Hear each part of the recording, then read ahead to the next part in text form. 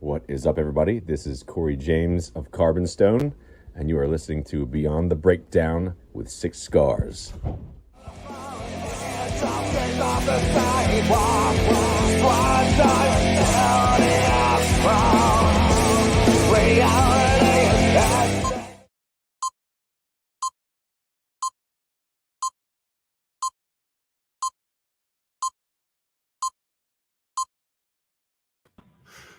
What's up, everybody? You are listening to Beyond the Breakdown with Six Scars. I'm the host, JT, and I am joined tonight by none other than Dead Reckoning. Guys, how you doing tonight?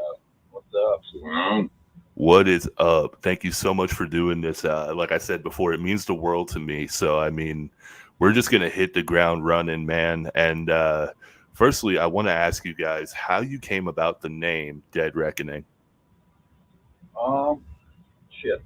It's a navigational term. Yeah. Neither one of us, but some of the founding members were military at the time they started the band, and it was a land navigation term, and I think it just was a cool band name. Okay. Fair enough. Now I know you two said that you are you said both of you are not in the founding part of it, so I understand. Okay. I was making sure because I knew that it was a veteran-based band, so I wasn't sure exactly how many members it was, though. We have now it's just one veteran in the band, Mike, our guitarist. But when the band was originally formed, they were all active duty soldiers. Oh wow! Now, how did you guys meet? Like, what were the chances of it? We actually all played a show together, I think. Actually, both of us played in other bands that just played a show one night with Dead Reckoning. And like for me, it was about 10 years ago. I was in a band called Catalyst, and we played a local show together, and that's kind of where I met him. And then that band kind of split up, and around the same time their bassist left. So it just kind of worked. I don't played 7 years ago. We played the same show together. Mm-hmm. Wow. Okay. I was gonna say I was wondering how long you guys had actually been a band, because I know on Spotify it said for several years, but I don't think it gave a founding date. So I think the band was originally founded in 2012. Okay. I've been in now for about 10 years, about 9 years. I think Taylor's at what, 6, 7, something like that. Yeah, so I was in Dead Reckoning like 7, 8 years ago, almost. Then I left, and then I've been back for 2 years now. So. What's it been like to come back after the departure and then coming back into the fold? It's been great. Definitely a better mindset than I had back then. I got strung out back then. So now I'm back clean as fuck. Hell yeah, man. That's awesome to hear, dude. Congratulations on that. Appreciate it. So what was kind of the evolution of the sound for Dead Reckoning over the last decade or so? Has it always kind of been consistent, or has it grown? You can say it's grown. When I first joined the band, there was actually 2 guitarists in the band. And then when the second guitarist quit, and Mike and I kind of had to change the way I played bass and he played guitar to compensate for, only having one guitar. I think that's kind of where the sound was born. And then we just kind of evolved from there. We just kind of decided, okay, we can do this as a 4-piece, 1 guitar, 1 bass, drums, vocals. Let's see what we can do in that construct, and that's kind of, it's all evolved from that. Have you ever thought about going back to the 2 guitarist method, or is it just it's you? I think at one point we were debating it, and then it was like, nah. Yeah, we had to realize that it's just we think it'll take away from our sound. We think that only having 1 guitar is become a big part of our sound. So now at this point, it's kind of like adding a second guitar back in. It's just, I don't know. I mean, you never know what could happen in the future, but I know right now there's no plans for anything like that. Well, I mean, you guys definitely use the space that you have on the recordings. So to me, it honestly didn't sound like just one guitar. Like it's massive sounding. Oh yeah. Um, And we try to do that live as well. Yeah, I wish I could have seen you guys live. I think I was supposed to go to not this last year's Blue Ridge because that is what it was. But the one before that, I think you guys were playing at, and I was so disappointed I didn't get to catch you guys. Maybe I don't remember. I know I was at the year before that. Okay. I think it was the year that the video between you guys and Alex Terrible got posted. Oh yeah. Yeah, that was just you hanging out. Oh, okay. Was it just okay? My bad. So I mean, we did play Blue Ridge. I don't remember. It was, I don't know, 3, 4, maybe 5 years ago now. It was when it was still fairly new. But I think that the video you're talking about, I think Taylor was just kind of there hanging out. Oh, I gotcha. Well, what are some of your all's inspirations? Like, what made you get into music? Country music made me get into music. Really? Yeah. How did it find you, or how did you find it? My granddad and everyone around me just, was always blasting music. So I kind of eating that shit up. I loved it. And then would, replicate it, just try to do it by myself. And then turn, like, of course, there's all, like, the classic bands my granddad listened to as well. And then I was like, yeah, I like it. And then I still like it. I'm a country music fan. So does that mean there's a country album down the road for you to be released? I wish. Maybe for him. Not for the rest of us. Is it gonna be the black boy and the tall boys? Now, how about you? What was your kind of way to find music? Oddly, for me, I was a little kid and went to like a county fair and heard live music for the first time and heard bass, and I was just, holy shit, I've got to do that. And it's kind of just been that ever since. Did you ever deviate? Because like I tried learning bass years ago, and I was like, my God, this is hard. I've never played anything else. I might be the world's only bassist that I don't play anything but bass. I mean, I can tinker around on other stuff, but I've never had any interest at all in anything other than bass. Oh, wow. Now, how about you, Taylor? Do you do anything outside of vocals that you like to fiddle around on? I can, but I don't. I got you. I just like to yell at people, man. Dude, same. As amateur vocalist, I find it to be very cathartic to just yell at people. It's like you're locked in a room for about an hour, and I got you, and you're just gonna hear every bit of emotion that I can give to you. Exactly. So, I know you all have the new album coming out, Red.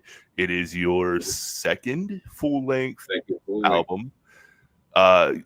If anything, can you tell me what it's going to be a little bit about? About a lot of stuff, really. Yeah, it's a vast list. Yeah. It's actually kind of cool because I wrote the lyrics for half the songs and he wrote the lyrics for half the songs. Oh, so wow. We've kind of got this whole little duality thing going that I think kind of gives it a, what's the word? It's up and down. It's not just one thing all the way through. It's set up to be kind of like a ride. Yeah. It gives you, like you said, that roller coaster vibe where you're not exactly sure of the tone for it. Right. So Definitely a roller coaster. And that comes out May 3rd, I do believe. Exactly. Yeah, a week from today. What was the recording progress like for that, and what was it like to finally get that mix and master in your hands and hear it completely? Well, Mike, our guitarist, he does all our producing. We actually have our own studio that we set up, so we can kind of take our time because we're not paying for studio time. And so we've actually been working on writing and recording this album for about 3 years now, just in between tours and other stuff like that. So it's actually a huge relief to finally be saying, hey, it comes out in a week, we're done with it. Absolutely. I know everybody else I've interviewed that had an album getting ready to come out or had just came out, they said there was this, like you said, this huge wave of relief, because it's like, you know, you can kind of breathe a little bit. Mm-hmm. You're not in that full mode on where it's just like, you know, I gotta do this, I gotta do this, I gotta do this. And then I know you guys are also unsigned, so I know you all know all about the grind of getting yourselves out there. And I mean, in the last decade, how do you think that has changed for you all to be able to interact and get the word out about Dead Reckoning? Your thing, really. I mean, it's just really more mass posting, you know, just doing shit that you think will, you know, get sent this way. And if that doesn't work, try a different approach to it. I'm all about just mass everything. I don't give a fuck how many times you see it. Mm-hmm. You're gonna fucking see it. And you got to kind of start trying to learn how to play the algorithms. Yeah. Algorithms suck. I do a lot of like just learning about a certain algorithm, and I try to like take that, and I'm like, okay, I'm gonna try to beat this thing. You know? It's one of the trickier things too, because when you think that you're doing good in the algorithm, it'll be like, you know what, fuck you, I'm actually just gonna take you away from everybody's feed and shadow ban you. But then it will respond with, you're not posting enough. Yeah.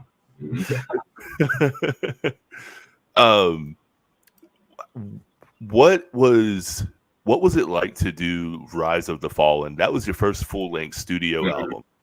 And how would you say your sound and you as individuals have evolved since that? Oh, it's worlds different. It's like now we kind of actually know what we're doing. With Rise of the Fallen, it was just kind of throwing shit at the wall to see what sticks, kind of learning as we go. As on the recording aspect too, I think we re-recorded that album 4 or 5 times because we'd have it recorded, then we'd learn something we did wrong in the recording process and have to go back and do it again.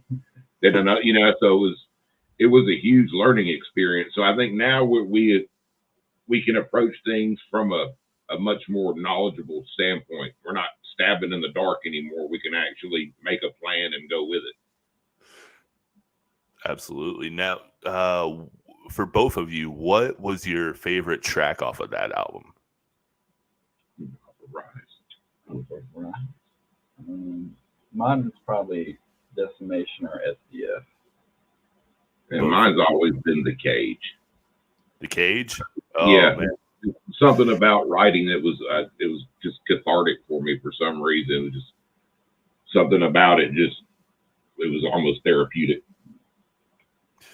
What was where you said the writing experience for it? Were you handling the lyrics on that one? On the Rise of the Fallen album, I wrote all the lyrics. Oh wow! Yeah, and then basically, I'd already started writing all the lyrics for the Red album, but then when Taylor came back, he was like, "I've got all these lyrical ideas."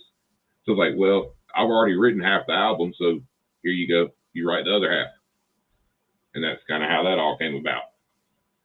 What's it like having that other partner to bounce things off of? Is it you know, chaotic at times?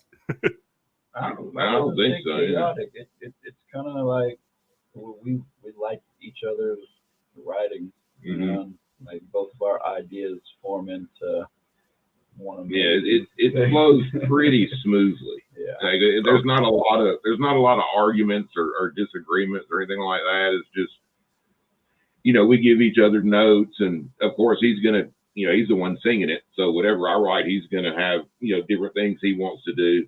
But I'm so used to writing lyrics, he's gonna, I'm gonna look at his and let's try this or this or this kind of thing. And it actually, the process works pretty smoothly. We haven't really had any problems with it. Okay. I've talked to some people not on the podcast but off air, and they say sometimes it can be a little challenging working on lyrics with another partner because sometimes they don't want to accept the vision of the other person. And so it's really cool to hear that you guys have that, just kind of that gelling together, and then it makes a beautiful thing. It really does. We don't typically have the same vision.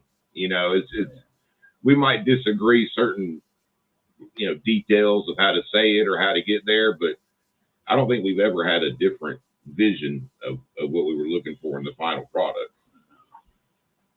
Yeah, and we've always been the same page on that one. That's a rarity, man.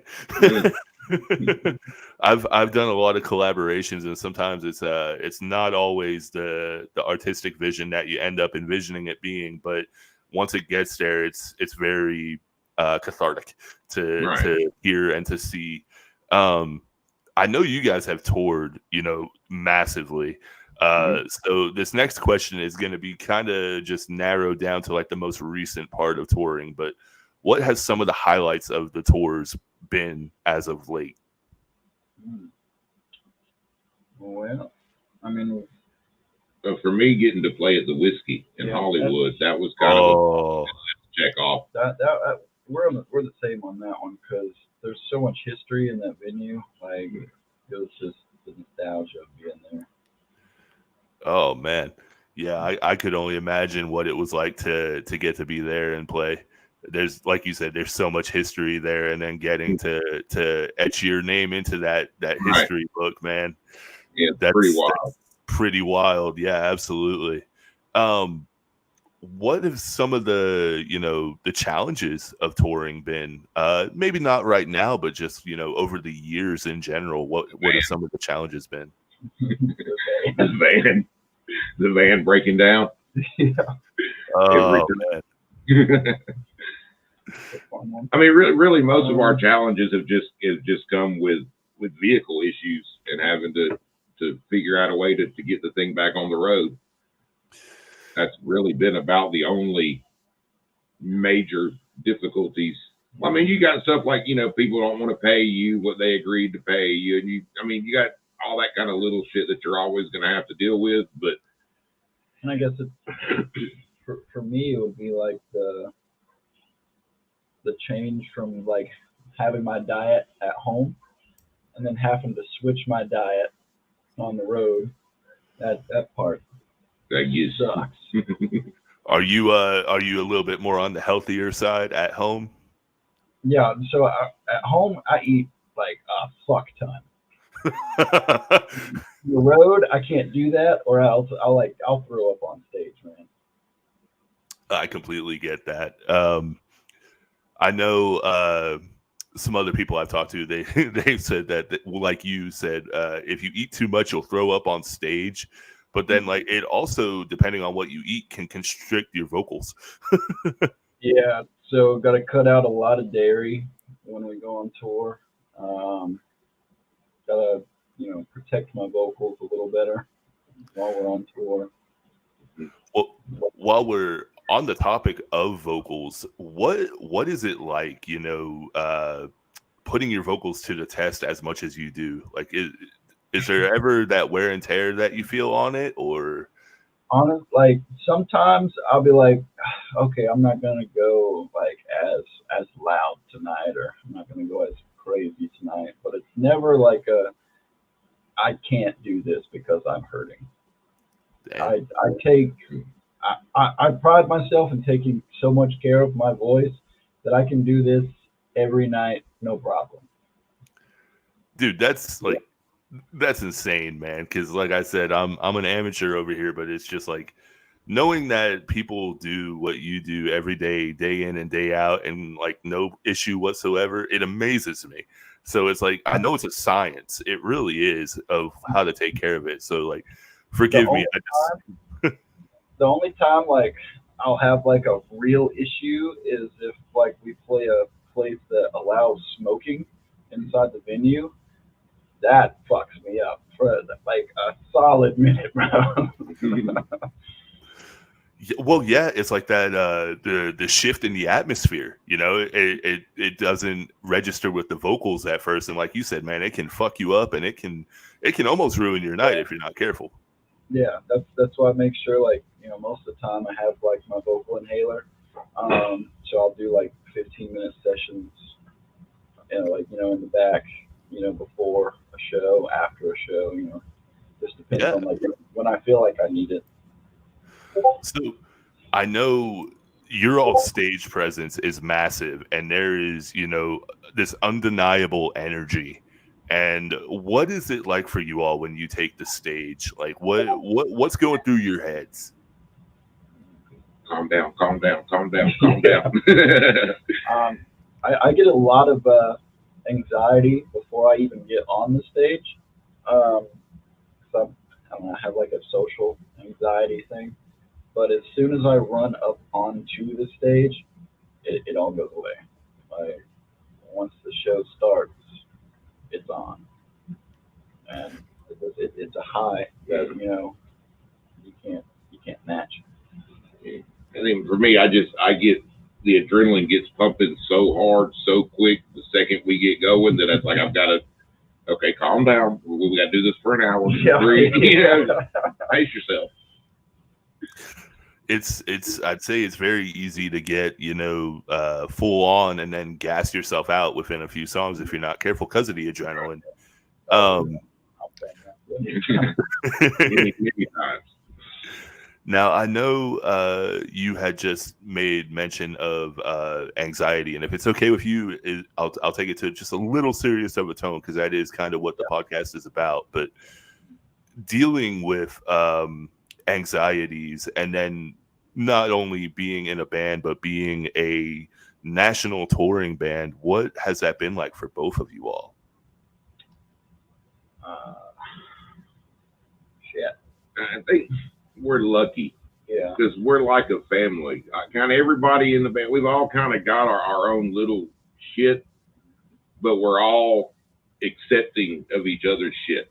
So it's like, yeah, we got to deal with that, but that's him. He's got to deal with this. That's me. And we got to, it's just, we kind of just look at it as we've all got our little shit, and we've all got to deal with each other's, just like they got to deal with ours. That's, man, I love the camaraderie that I get from you guys, because that's like I said, man, that's rare. to be able to play with each other's demons basically is well, we really are a family. I mean, it's we sometimes we see each other more than we do our own families. It's we all sleep in the same place every night for months at a time. We're all we're all working together towards one common goal. So it's everything else just kind of fades away, really. I know Taylor, you had said that when you go up on stage, everything just kind of melts away, and it's like, do you become that character in your head and then just let everything wash over you? Pretty much. That's the only time in my life really that I don't have anxiety. Wow, that's crazy to hear, because I struggle with anxiety, and it's like I once I get on the stage or at practice or whatever, it's like, all right, I can take a breath, but then it's like it still creeps in. It's like, oh, did that sound okay? Like I'm working on not being my worst critic. Well, you have to be your own critic, because that's the only thing that matters is your own. Yeah. But at the same time, you got to have fun. Yeah. If you're not having fun, nobody's having fun. Yeah. And I completely agree on that one. And going back to the stage presence, like I said, where you guys have such high energy, what is it that you want the crowd to take away at the end of the night, like after seeing a Dead Reckoning show? I want them to show up and be like, holy fuck, this is the best show I've seen. Oh yeah. I want, times are really tough for a lot of people right now. And so I want, at the end of the show that every single person in the crowd is like, I'm completely okay with every dollar that I had to spend for this experience. Then that's kind of, I want to make sure everybody gets their money's worth, because we're so honored that, because we get it. We broke ass motherfuckers too. So we're so honored that people will choose to spend their hard earned money to come watch us play. We want to make damn sure they get, what it's worth for them. Yeah, no, definitely. I know I've seen the footage from your shows, and it gets pretty crazy. Don't get crazy. I know. Are you all currently? Wow, word vomit. My apologies. In case you can't tell, I have been. I'll be in all transparency. I have been honest, or I have been nervous as all hell about this episode, because I was like, you all are the actual, like, the biggest ones that I've had on this so far as fan base and everything else, and it's like, I really don't want to fuck this up. Oh, good, man. Fuck this up, brother. But no, being part of the metal scene, obviously for several years with you all, how have you seen it evolve? And what do you think of the way that it is currently? I'm 50-50 on that. Yeah. I mean, we've seen a lot of better quality bands coming up, but we've also seen a great decline in bands supporting each other, like in their own scenes and stuff like that. So it's like, while you get the uptick, it's like you're getting some better music. I think, like, some of the, there's some people are doing some more original stuff, where for a while everything was kind of sounding the same. But it's like, at the same time, you have the downfall of that, like, you go in a local scene and there's none of the bands in the local scene support each other. So we come through as a national band, and then we're at this show where, like, none of the bands on the bill with us like each other, or so it's kind of weird. It didn't used to be like, it used to be everybody got along, in the scene. Everybody worked together to try to make the show as the best it could be. And now it seems like a lot of people just have the, I'm going to play my set and I don't give a shit about anything else kind of attitude. Do you think that has to do with, like, the rise of, the streams and the followers and everything else? Like, it's turned into a huge competition. It's a blood sport, which, I mean, yeah. But it's always kind of been that way. It's was just measured in something different before. Now it's measured more in, like, social media numbers, where in the past it may have been measured with, ticket sales or so it's kind of always been that way. I think it's just more, it's just kind of like our whole culture has become about conflict. Yeah. So it's almost like people think they have to have a conflict with someone. It's almost like it's almost mandatory to some people. It's kind of weird if you think about it, but it's like everybody thinks they have to have an enemy to exist. Yeah, or for clout. Yeah. Which is a weird thing I've seen a lot. It really is. As well. It's like, oh, I got beef with this band, so, like, let's try and blacklist them. And I'm like, man, what are you guys doing? Like, with the rise of, streams and everything else, what is your all's opinion on it? Are you for it? Are you against it? It's 50-50. It's cool because everybody can get music for free, but it sucks because you can't make any money making music now. Yeah. So it's like, it's cool, but it sucks. The other downfall of it is, like, it really is, like, oversaturated. Yeah. Because you have thousands of bands just posting every single day, and, like, it kind of hides everybody, even the bands that are, like, getting, a lot of stuff gets lost on the shuffle. You're not kidding. I think the greatest thing about social media is that it can give everybody a voice. So especially like with musicians, it gives everybody a voice. But the worst thing about social media is it gives everybody a voice. Yeah, exactly. Yeah. So I always like to get my guests' opinions on things like that, because I am partially from the generation of streaming, but I also remember when, CDs and tapes were the huge thing that you had to sell, and that was how you got known. And it's like, man, the way the culture of music has shifted so much, it's almost frightening. Like, I listened to there was an old 30 Seconds to Mars documentary where they were talking about their war with the record label. It's like your entire life can be bought for a cup of coffee on that album. And it's like, damn, man, that's unfortunately true. It really is. Yeah. Going into a little bit more of a upbeat one. Sorry about that, guys.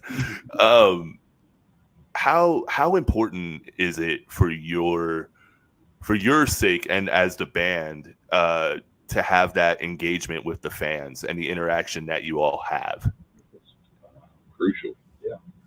It's everything. You kind of, you're trying to make like a whole family. Mm-hmm. We based ourselves off of like being the Dead Army. Yeah. And, I mean, without the Dead Army, we're just four guys playing songs. I mean, it's that the fans is what makes us a band, really. Without them, we're nothing. Yeah, I absolutely agree. I apologize about the train. You might have heard it in the background.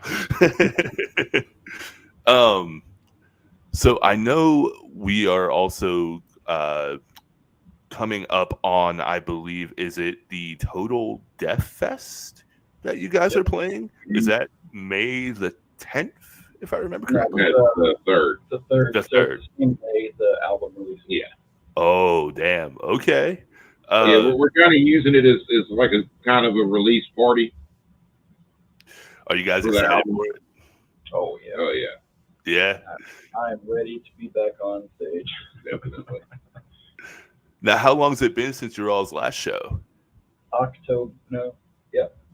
Carnifex was the last one, wasn't it? When was Well, that? technically. Like into October last year? Yeah. October. Around Halloween last year.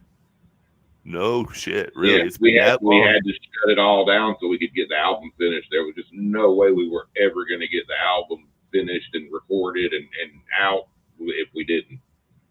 But we go back out on a full tour into June, I think. Yeah.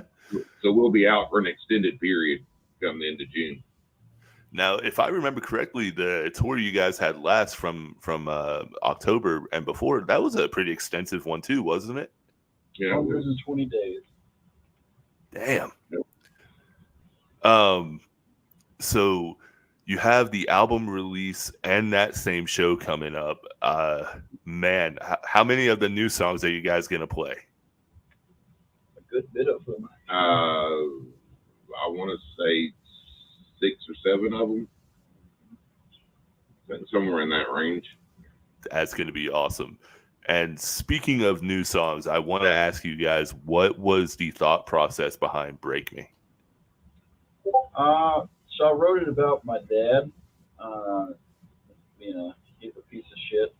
I'm like, growing up, he basically, force-fed the addiction, and kind of wanted to write something of like, it won't break me. Damn, man. I know it's an emotional video. It really is. It was a hard one to make. Yeah, It really was.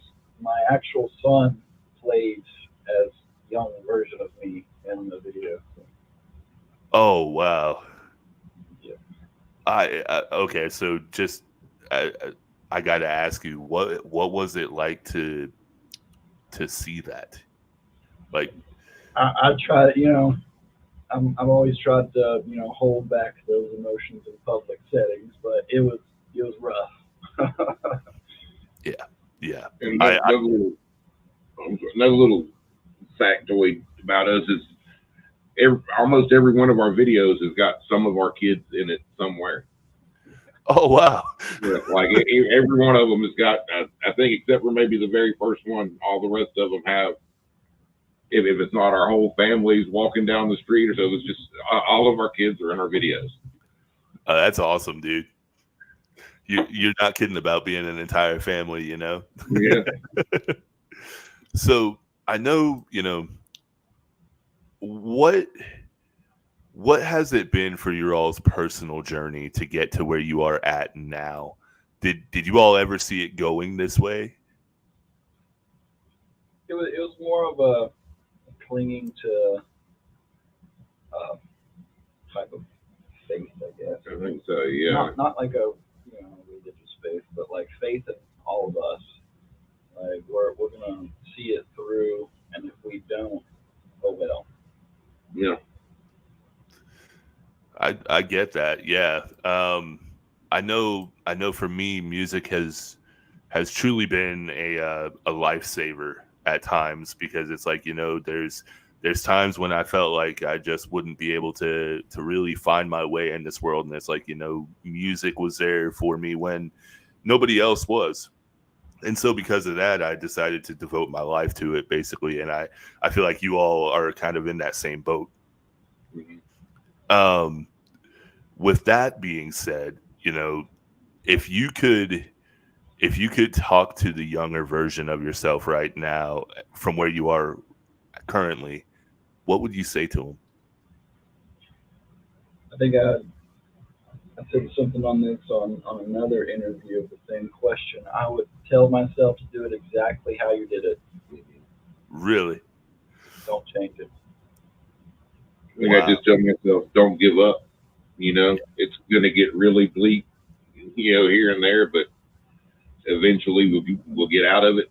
Yeah.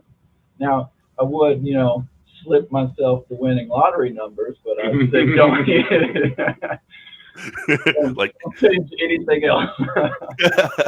Invest in that Powerball from 2012, you dumbass. No, I get that completely. So outside of Dead Reckoning, like I want to know a little bit about you all. Like what are your hobbies? What are your interests? I'm a chef. Yeah, and I'm a carpenter. Yeah, we both still work regular day jobs when we're not on the road. Yeah. So what's it like kind of balancing? Like I know it's a balancing act anyway, but I mean, what's that like? For me, it's pretty easy. I work, 3 days a week. So. Oh well, I mean, yeah. If you're used to it, then it's not bad, I suppose. Yeah. It works out pretty good for me because I mean the company I work for is cool with me going on the road. So, I mean, I'll work full time, literally all the way up until the day we leave, and then I'll go right back the day we get back. So, oh man. Yeah. Does it ever? Is it just muscle memory at this point, or does it take you a day to get back into the groove of things?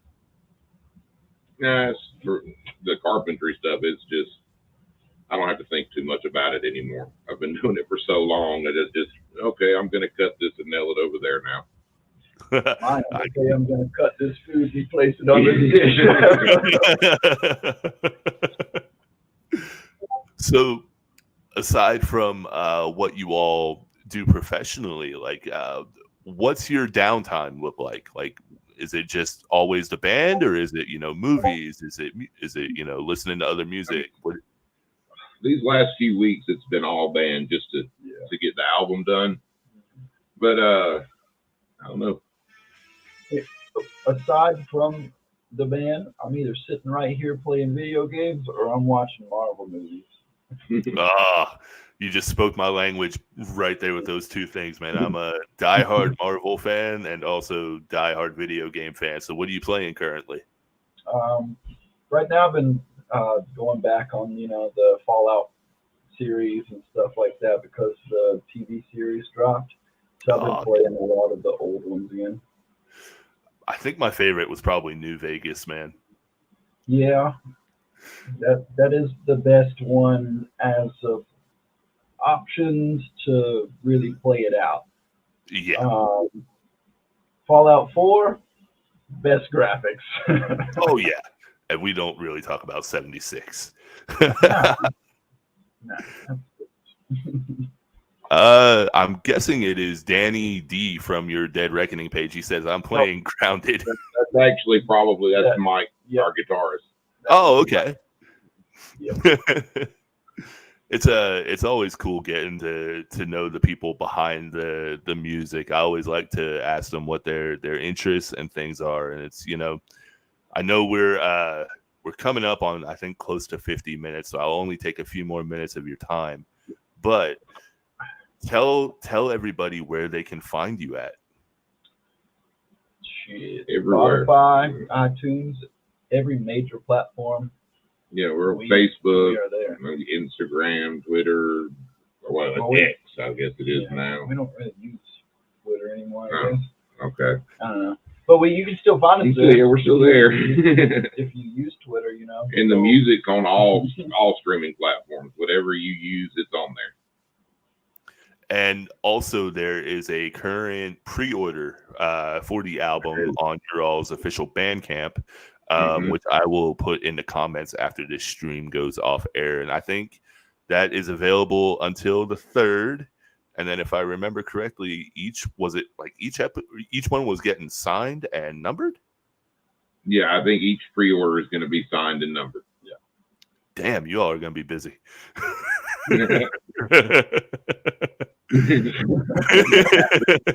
Line and just keep passing them down. Hey, if they make us busy, that's okay with us. It's all right. Right? Yeah. You're like, I'll take, arthritis for I'm gonna have it anyways from playing video games. I play on mouse and keyboard. So. Well, guys, I want to say truly, man, thank you so much for doing this. Thanks for having us, man. Yeah, and I mean, if you guys are ever interested in coming back, just let me know. This has been a blast. Like I said, I was nervous beyond belief because I was like, oh man, they've probably dealt with so many other people, and I'm just like, oh, what do I do to stand out? What do I do? Like, and it's like you guys are so down there. A good time. Yeah. We like to just chill. That's what I do, man. I honestly do, and it's like there's that professional aspect of me, but like because it is a professional based podcast with music and all that, but it's like I love getting to know people, man. That's who I am. Like I love getting to know your all stories and then seeing how it can correlate to mine and other people's. Especially as like a mental health advocate, I always try and look to see what I can get from a guest that would be an insight, and it's like with you all, with your anxieties, I know for me that really resonated. And it's like, oh wow, even somebody as big as where you all have gotten to, like you still have that. And it's, I don't want to say reassuring because that sounds kind of mean and demeaning, but you know what I mean. It's like, It's nice to know I'm not the only one, which I know I'm not, but our minds can tell us that at times. It's like, well, everybody else can do it. Why the fuck can't you just get up there and do it? Yeah. I still get anxiety when we play to small crowds. Bro. Yeah. Okay, well, because you can see everybody. Yeah. I was gonna say like that brings up a interesting topic if you guys are for it. So like, what's it like playing to a smaller crowd versus that larger crowd? Like obviously it's more intimate and you can see everybody, but do you prefer the mass crowds? Prefer, yes, but on the other standpoint of it is more intimate when we do have those smaller crowds. Like it's nice having both, really. Yeah. It's nice having, some nights it's big and some nights you got a smaller, more. It's kind of cool having both, still. It lets me, pinpoint, more people to give my on stage attention to when we're up there and make them really feel a part of the show. Yeah, I completely agree. I know for me as a concert goer, there's something to be said about that intimate setting where it's just kind of feels like you and the artist up on stage that are performing. It's almost like, oh, they're not performing just for everybody here. Like it feels like they're performing for me because it's just that intimate. And I don't think that you can discount that feeling either. Like that's something I think that, you know, I've talked to other people and they say as an artist or as a musician or whatever they do, that feeling can't be matched even compared to like a larger crowd, whereas it's just more energetic and massive. But Yeah. I mean, you know, I'm all for every kind of crowd because it means that you guys are getting the support. Yeah. And we don't really switch up our show. Like we play the same show for the smaller crowds as we play for the big crowds. Everybody gets, whether it's one or 1,000 in front of us, it's going to be the same show. That's awesome too, because it's a very important thing that, you know, it's consistent. It's consistent with the crowds because you don't want them to go to a concert and then tell somebody, oh, well, they were kind of, you know, like shitty because they had a smaller crowd, but then when they had a big crowd, like they really brought the, you know, the thunder. And it's like, that's kind of like, we want to bring the thunder every night, not just when we feel like it. I mean, you can bring the thunder to the thousands, but that thunder is going to hit one person a little harder. So I'll keep you for a few more minutes, and we'll just do some rapid fire fun questions if that's all right with you guys. All right. Cool. All right. So, favorite food?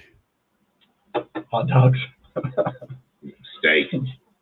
Oh, what way? What way do you like your steak? Medium rare. Medium rare. Ooh, okay. Is that for both of you all? Yeah, there's no other way except for blue rare. Damn. All right. Yep. That's some controversial right there. No, I'm messing with you. Favorite movie? Fuck. Currently.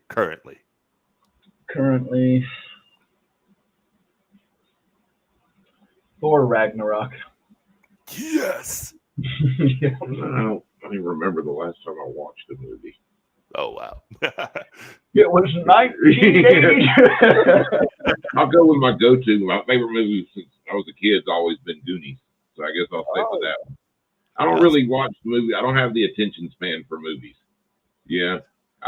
If I watch a movie, it's kind of in like 3 or 4 sittings because I just can't stay focused on one thing that long. Oh, wow. I will watch the whole timeline of Marvel once a month in one go. God, you need like a medal for that right there, man. Okay. So how do you feel about the current phase of Marvel then? I want to say that I did not like the last movie as much, but I can see where it's going, so I can still be like, I'm going to enjoy this. Yeah. I think maybe you'll agree with me, but I think that we're both pretty stoked for Deadpool and Wolverine. I am indeed. It comes out on my birthday, and I was like, this is just a perfect birthday present. Like, you know, Hugh Jackman, R-rated Wolverine with Deadpool, like, sign me up and take my money. For sure. So I know we've already done movies and music. Favorite place to be outside of the stage?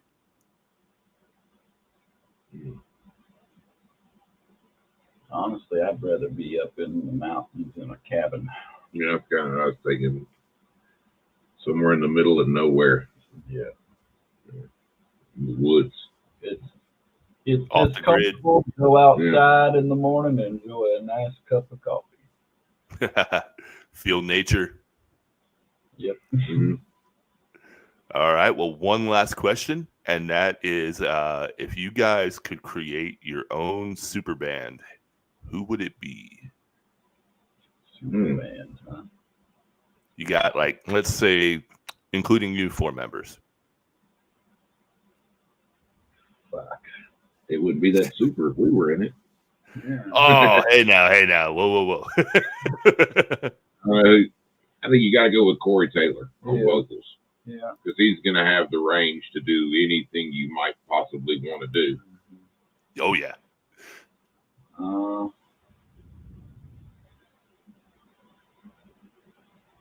That's a hard one. I've never thought about that before. Yes. To be honest, I don't really pay attention to too many drummer people to even know who to pick for drums. Oh, you got to go Adler, I think. Maybe.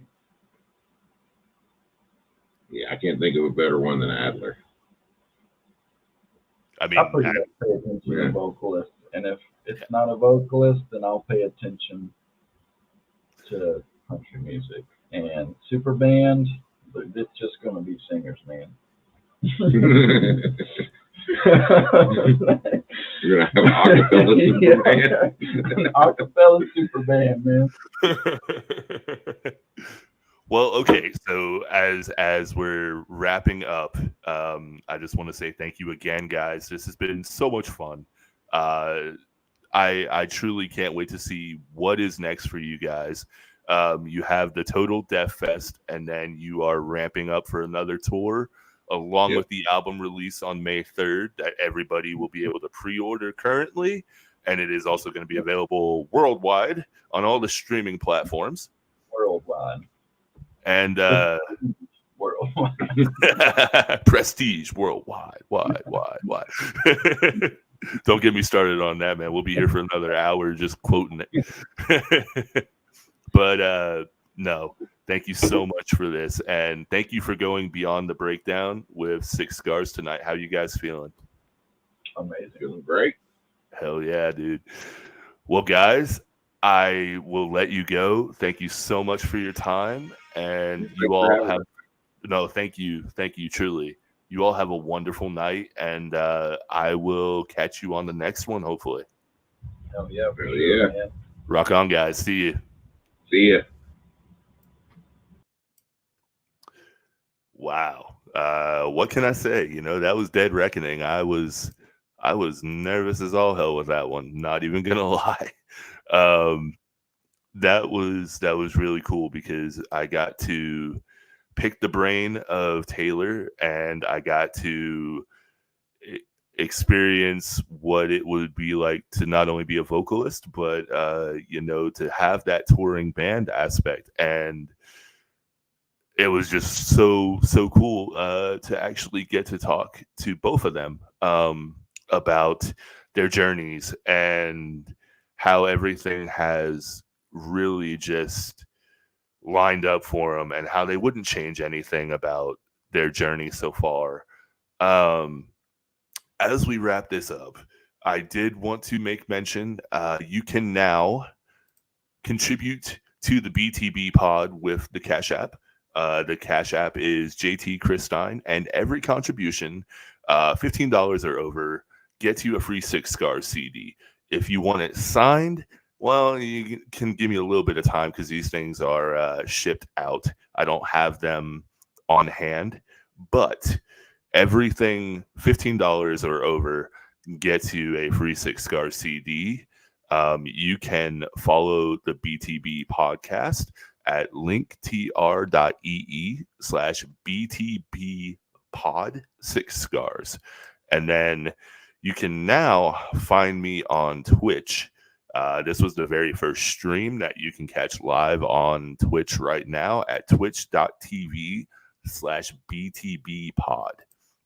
The audio might have sounded a little bit different.